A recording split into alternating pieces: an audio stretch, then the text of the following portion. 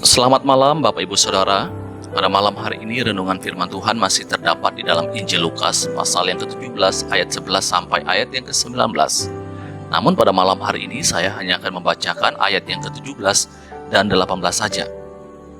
Lalu Yesus berkata, "Bukankah ke-10 orang tadi semuanya telah menjadi tahir? Di manakah yang ke-9 orang itu? Tidak adakah di antara mereka yang kembali untuk memuliakan Allah selain daripada orang asing ini?"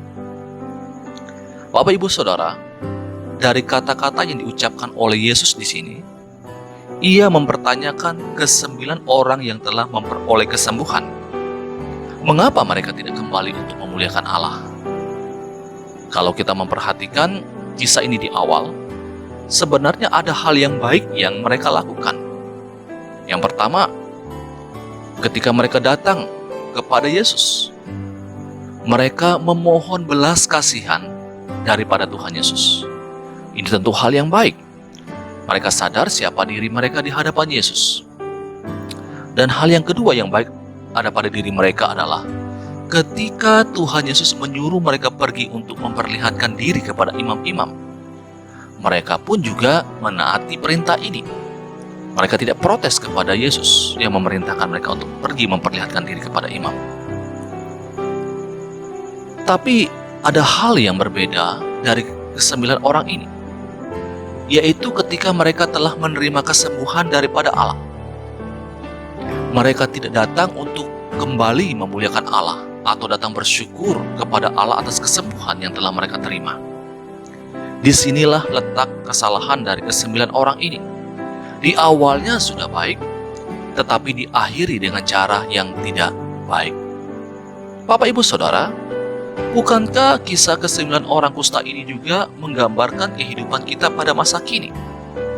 Waktu dalam pergumulan atau kesulitan, hidup begitu dekat dengan Tuhan. Segala hal yang Tuhan perintahkan juga ditaati. Berdoanya rutin setiap hari. Baca Alkitabnya juga begitu rajin. Semua kegiatan-kegiatan rohani pun diikuti.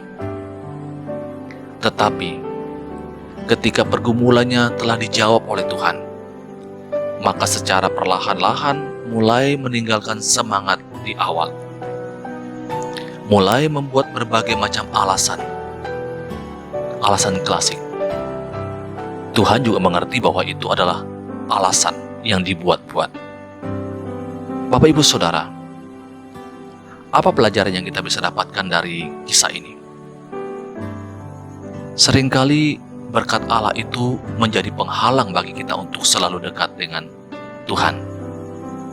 Sebenarnya tidak ada masalah dengan berkat itu. Tetapi kadangkala berkat yang berasal daripada Tuhan itu menggeser posisi Tuhan. Setelah menerima berkat Tuhan, akhirnya kita asik dengan berkat Tuhan dan lupa kepada si pemberi berkat itu. Bapak Ibu Saudara, marilah kita terus menyadari bahwa berkat yang kita peroleh adalah berasal dari Tuhan.